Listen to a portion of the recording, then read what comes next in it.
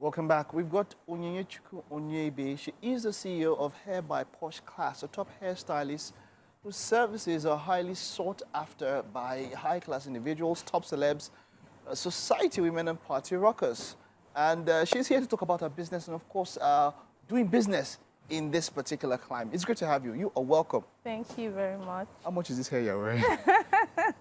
I don't. Let's not go. Let's not go there. Yes. All right, but wonderful. This is really good. You've been doing this for about, what now, 6-7 years, according to what you said. How did you get into the hair business? Okay, right from when I was a kid, I've always done hair. Like, I do my siblings' hair. It's something that we just know how to do in my family. Okay. Yeah, so when I got into the university, most times I'll do my hair myself, I'll style my hair myself, and then my classmates will be like, your hair looks like a bridal hair.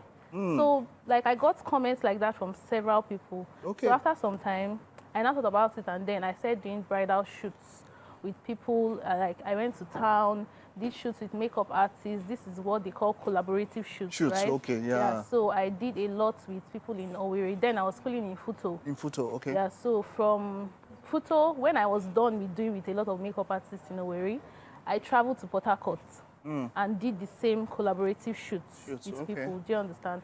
And then after doing that, okay, what actually made me do that was when we went on strike. So we went on like 6-month strike in school then. Do you understand? Yeah, so we had like a lot of time, and I didn't want to come back to Lagos because I was based in Lagos. My family was based in Lagos, right? Okay. So I did these shoots with people, with makeup artists in Owerri and Port Harcourt.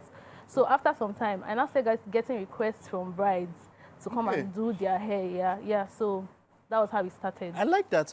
You know, collaborative shoots, that means at that time you're not making any money on it. You'd spend your own and go for shoots, and then people will bring clothes, and then you bring the hair and all that. But that was what engineered your way into the business part. Yes. And then it's something definitely that you have a passion for, right? Of course. How important was that passion for you when you going into the business? So hair to me is like something I love. Okay. So it's something I enjoy doing. Do you understand? So it wasn't mainly about the money. In fact, I didn't even know that I could make money from doing hair. Yeah, most of the first brides I did, they didn't pay me to do their hair. In fact, when I did those collaborative shoots with the makeup artists then in Owerri, I was not like, oh, so if you have brides, you can recommend them to me to do their hair. I don't even mind, I will do it for free. So like the first 2 brides I did, they didn't pay me to do their hair. So I just did it so I could have something to post on my Instagram, and that was how it started. Show what you can do. To show what I can do. Wonderful. And, you know, hair is something that, you know, we're talking about the expense. Now, hair is something that many people think is expensive, or is actually expensive. Yeah. What is that? Is it, do you have to spend a lot of money to have good hair? Yeah, I think let me put it that way. So, for now, yes, like, since after COVID, its hair became like, I don't know if I will use the word expensive. For now, to get a good hair, you actually have to spend money. Is it because we don't produce it here, or you import them also, or yes, why is that? The dollar factor now comes in. Now comes in. Now when you want to buy hair, you have to change to dollar and then you buy. So now the hair sellers now change to Naira to sell to you, and they are buying in dollar. So right from the beginning, did you always used to source your hair abroad? How do you do that part? So personally, I don't sell. Okay. I just install. I make wigs. I train. Do you understand? So this hair was installed by me. On yourself? Yes, on myself. That's good. Okay, so basically you do the installation, so you can get it and you come, and then what you just do is the installation. Yeah. Oh, that's wonderful. Is it, now your services, when it comes to your services, do you have one place, do they come to meet you, or you are mobile, you can meet people at different ways? How does that work out? So I have a salon where people can book appointments, because I work on appointments. So you book appointments, you come in, you do your hair, and then I can also come to you. So I have brides, I have people that come in to do home services. Definitely. I also have students that I train. You train? Both in Nigeria and outside Nigeria. How do you train them outside Nigeria? I travel. Okay, you travel. Yes. Okay, because I was thinking that maybe you do virtual training. I do virtual as well, but I also travel like to different countries to train. Right, wonderful. In your line of business, what has been the most challenging thing for you doing business in Nigeria? Electricity. Man, everywhere. That is number one. In fact, I always say this, that if there's anything that would make me to ever leave this country, because I don't plan to leave Nigeria. I mean, I love Nigeria. But I always say if there's anything that will ever make me leave Nigeria to go outside Nigeria to do my business, it's electricity. That has been my #1 problem. You know, but you're installing hair. Where does electricity come in the whole process? So now you need lights. You need AC. Oh yes, because it can. The heat and all of that. For the glue that you're using to install, if you install in a hot environment, it's not going to work. Whoa. In fact, it will basically turn white when you're installing in a hot environment. So when I'm working, in fact, my 2 ACs in my studio are usually on. The place is like freezing. Do you understand? So it plays a huge role. And then my hot combs, my curling iron. Oh, that is like, that is electricity. A range of tools that uses electricity. So I know with what has happened with the dollar and everything, how does it also?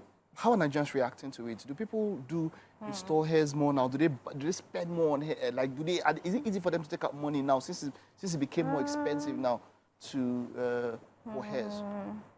I think I'm trying to compare from before, yes, and now. I think people are still doing it the same way. The same way, eh? Yeah, people have adjusted. They've really adjusted. So you always find a way to adjust in some ways, yeah.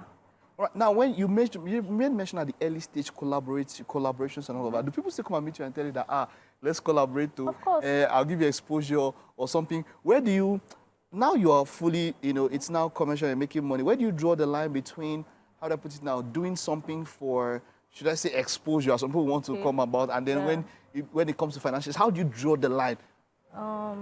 Okay, so... yeah, I still do collaborations. In fact, I even still do collaborations with makeup artists.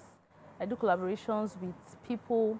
So, but it depends. If I am sure that this collaboration is going to be worth it, then I go all out and do it. I even organize like normal shoots for myself and makeup artists that we just come together, work on a model, and then post.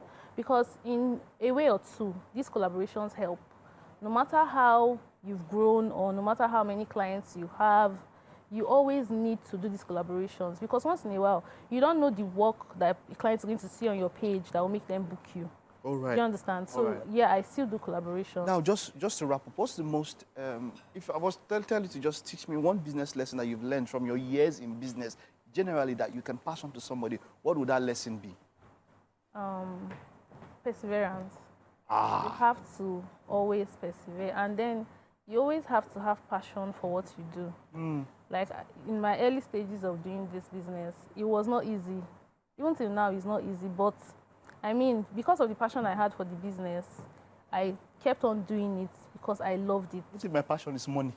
I don't have passion. I just want my passion is marriage. I just want to make money. You have to have something that will bring that money for you. Do you understand? Yeah. So at the beginning, it was not easy. Okay. I mean, there were some days I used to go to work and I would stay from morning to night. No clients would come to my studio.